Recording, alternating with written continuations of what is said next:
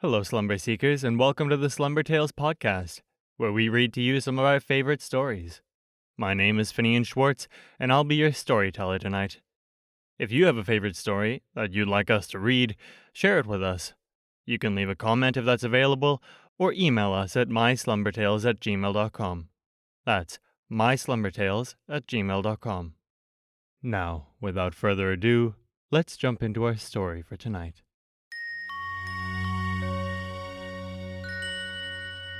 Chapter 7 At the Old Inn.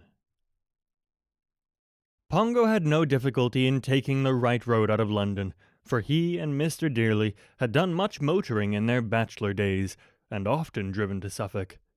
Mile after mile the two dogs ran through the deserted streets, as the December night grew colder. At last London was left behind, and, just before dawn, they reached a village in Epping Forest, where they hoped to spend the day. They had decided they must always travel by night and rest during the day, for they felt sure Mr. Dearly would advertise their loss and the police would be on the lookout for them. There was far less chance of their being seen and caught by night. They had barely entered the sleeping village when they heard a quiet bark.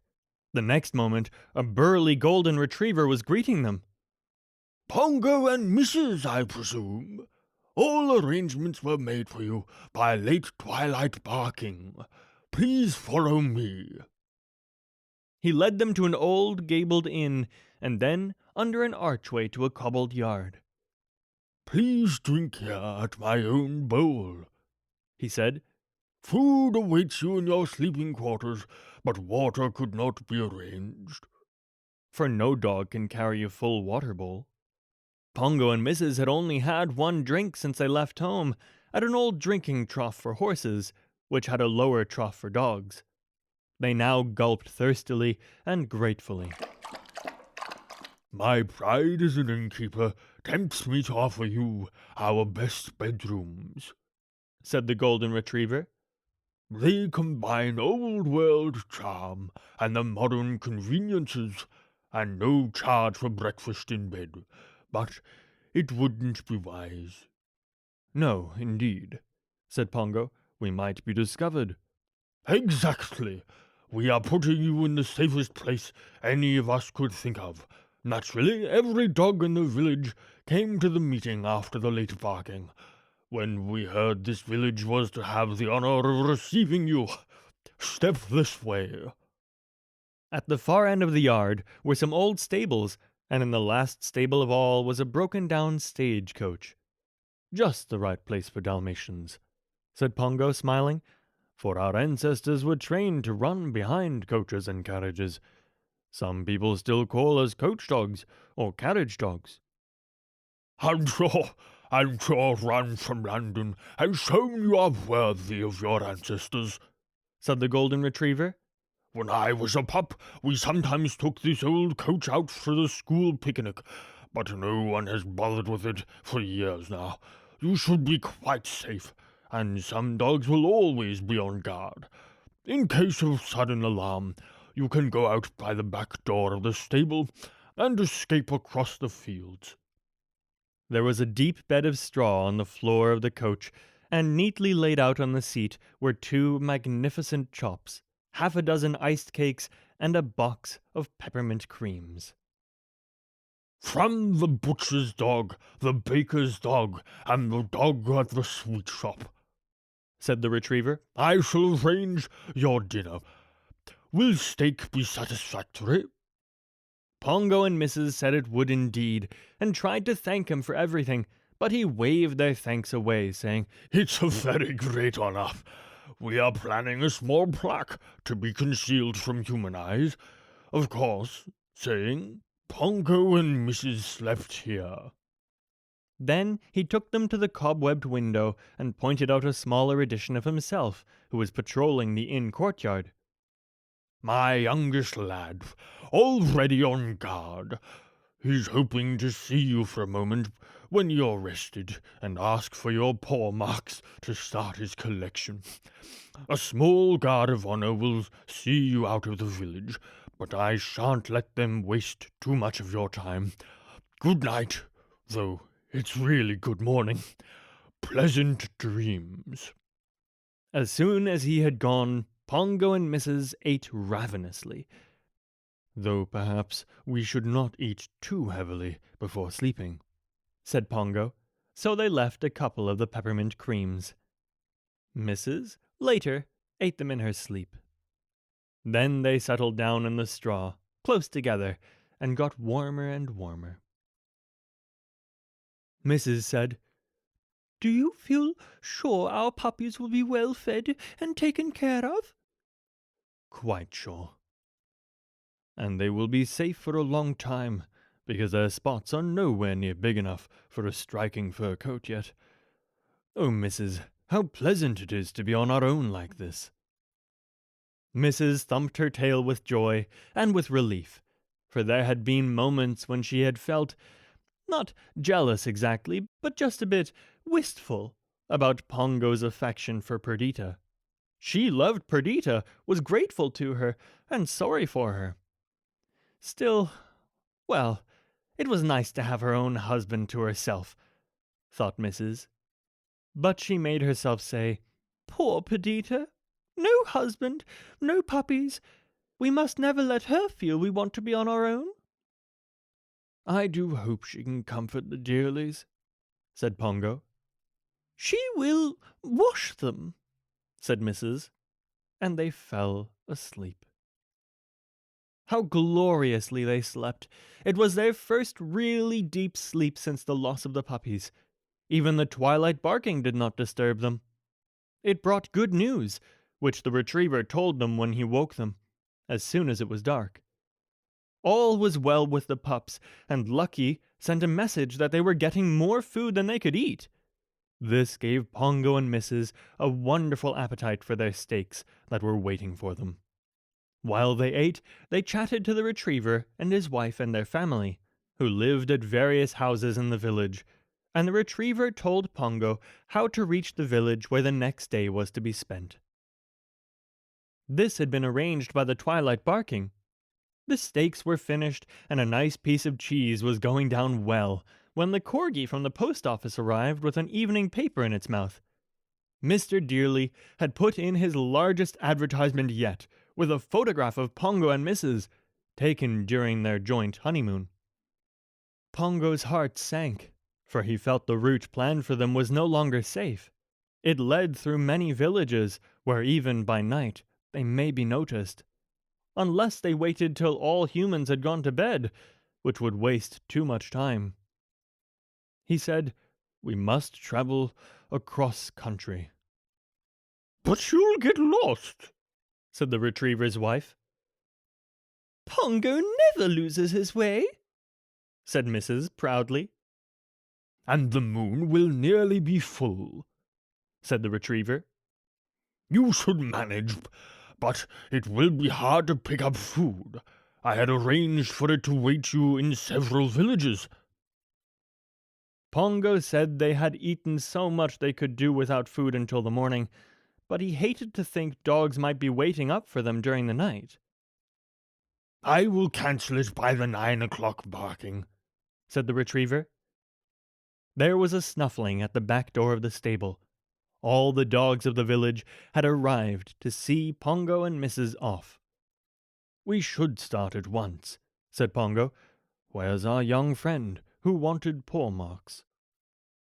The retriever's youngest lad stepped forward shyly, carrying an old menu. Pongo and Mrs. put their photographs on the back for him, then thanked the retriever and his family for all they had done. Outside, 2 rows of dogs were waiting to cheer, but no human ever could have heard the cheers, for every dog had now seen the photograph in the evening paper and knew an escape must be made in absolute silence. Pongo and Mrs. bowed right and left, gracefully sniffling their thanks to all. Then, after a last goodbye to the retriever, they were off across the moonlit fields. "On to Suffolk," said Pongo. Chapter 8. Cross Country. They were well rested and well fed, and they soon reached a pond where they could drink. The retriever had told them to be on the lookout for it. It would not have been safe for them to drink from his bowl again. Too many humans were now about, and their spirits were far higher than when they had left the house in Regent's Park. How far away it already seemed, although it was less than 24 hours since they had been in their baskets by the kitchen fire. Of course, they were still anxious about their puppies and sorry for the poor dearlies. But Lucky's message had been cheering, and they hoped to make it all up to the dearlies one day. And anyway, as Pongo said, worrying would help nobody, while enjoying their freedom to race across the fields would do them a power of good. He was relieved to see how well Mrs. ran and what good condition she was in. So much food had been given to her while she was feeding the puppies that she had never got pitifully thin, as Perdita had, when she had fed her own puppies without being given extra food. "You are a beautiful dog, Mrs.," said Pongo. "I am very proud of you." At this, Mrs. looked even more beautiful, and Pongo felt even prouder of her. After a minute or so, he said, "Do you think I'm looking pretty fit?" Mrs. told him he looked magnificent, and wished she had said so without being asked. He was not a vain dog, but every husband likes to know that his wife admires him. They ran on, shoulder to shoulder, a perfectly matched couple. The night was windless, and therefore seemed warmer than the night before, but Pongo knew there was a heavy frost, and when, after a couple of hours across the fields, they came to another pond, there was a film of ice over it.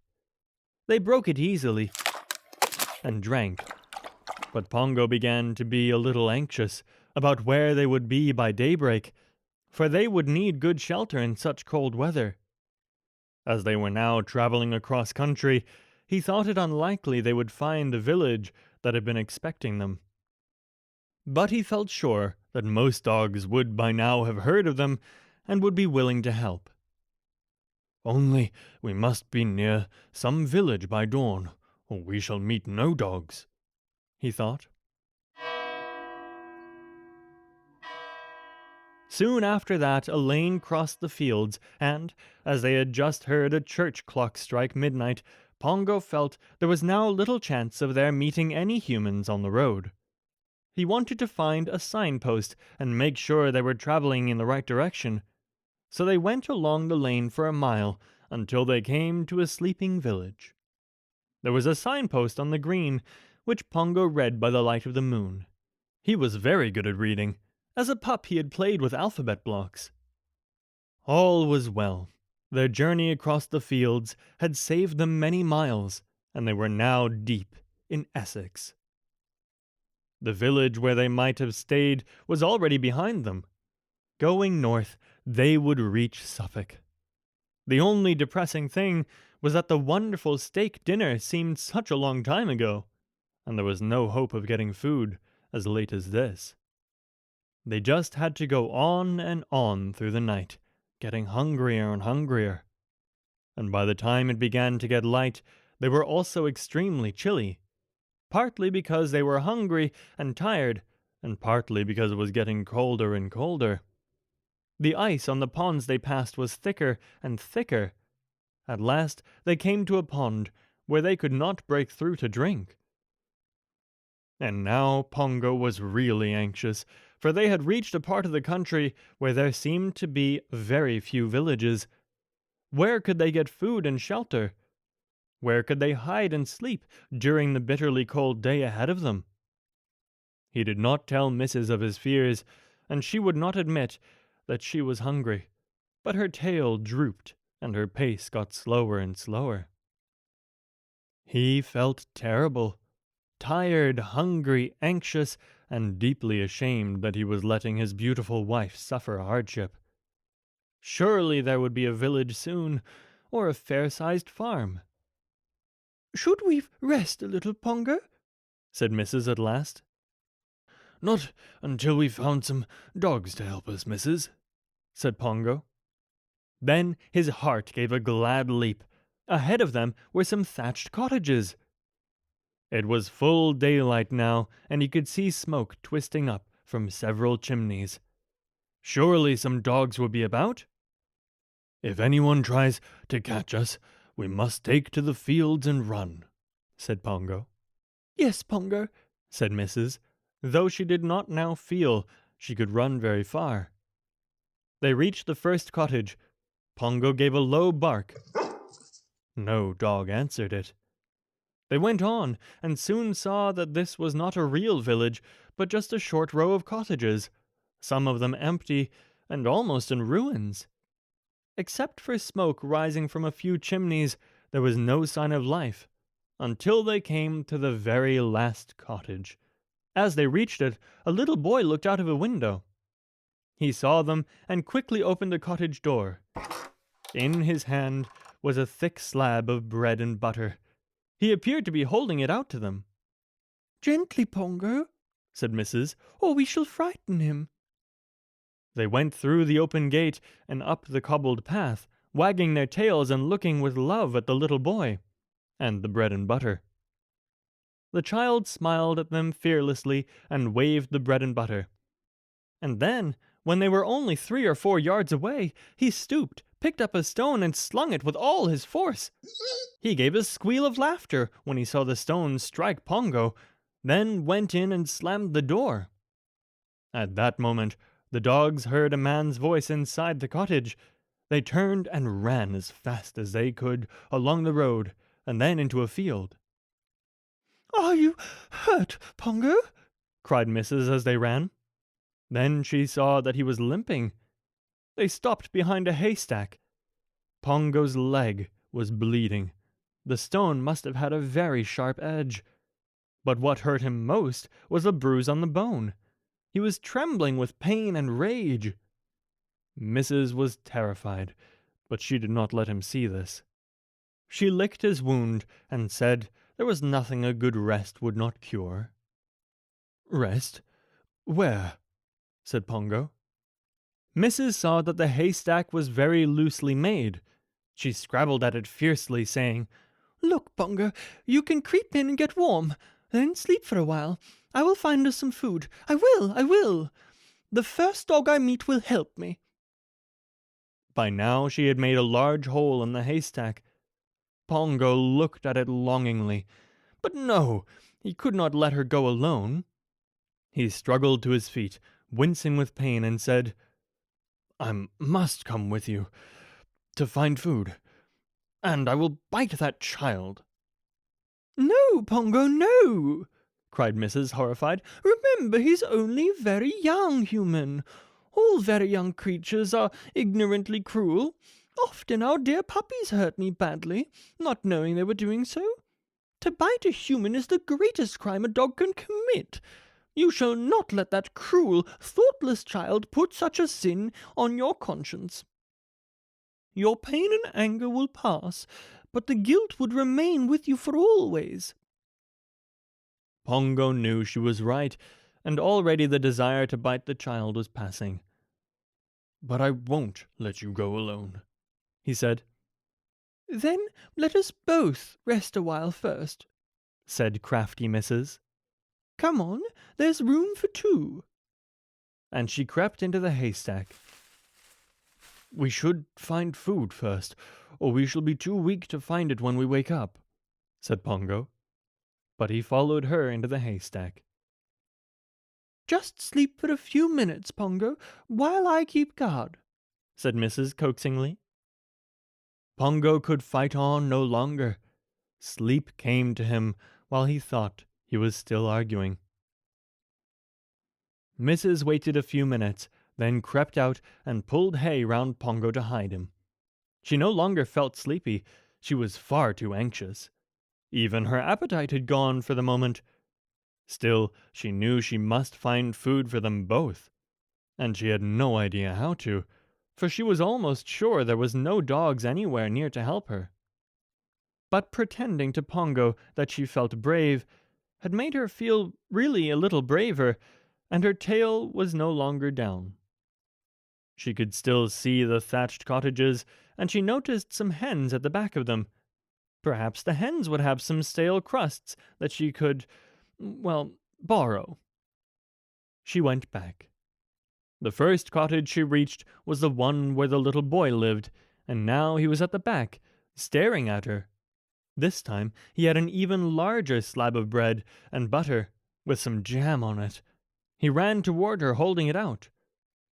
"Perhaps he really means it now," thought Mrs. "Perhaps he's sorry he hurt Pongo." And she went forward hopefully, though well prepared to dodge stones.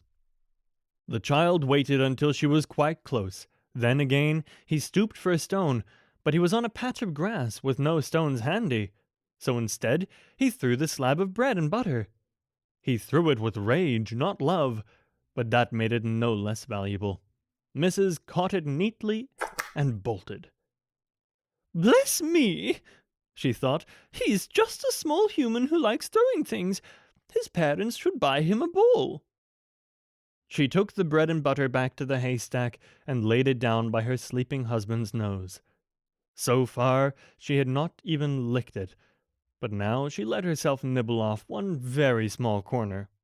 It tasted so glorious that her appetite came back with a rush, but she left all the rest for Pongo to find when he woke. Again she pulled the hay round him and then ran to the road. But she saw a man outside the cottage where the little boy lived, so she did not dare to go back to visit the hens. She ran in the opposite direction. It was now a very beautiful winter morning. Every blade of grass was silvered with hoarfrost and glittering in the newly risen sun.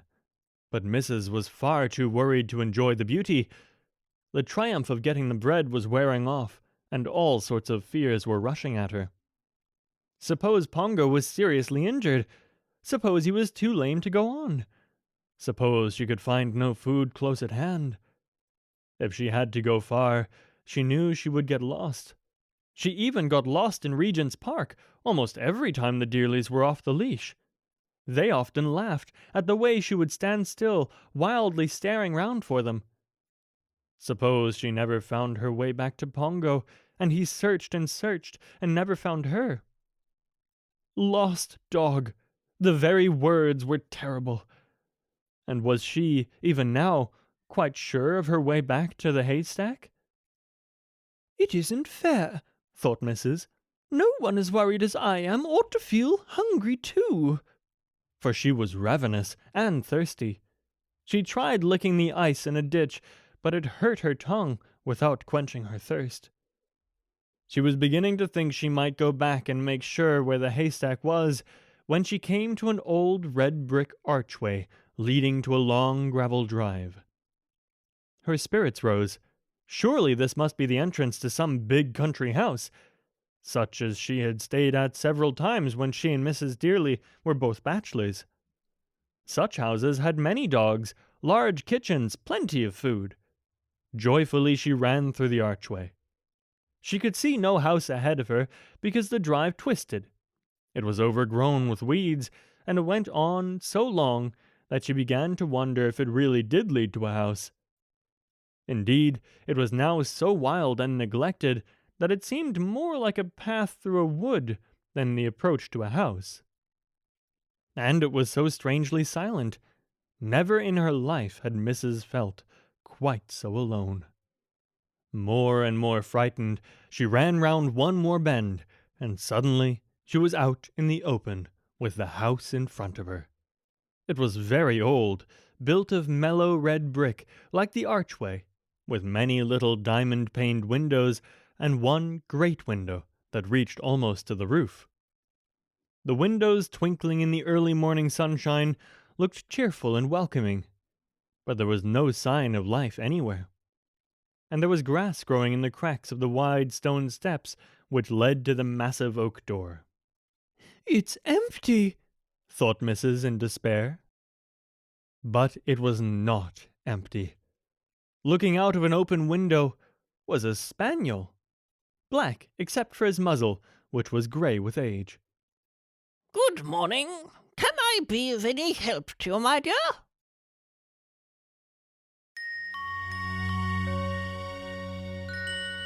That's the end of our story for tonight.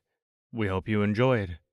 If you want to put your favorite story forward, our email is myslumbertales@gmail.com. Sleep tight.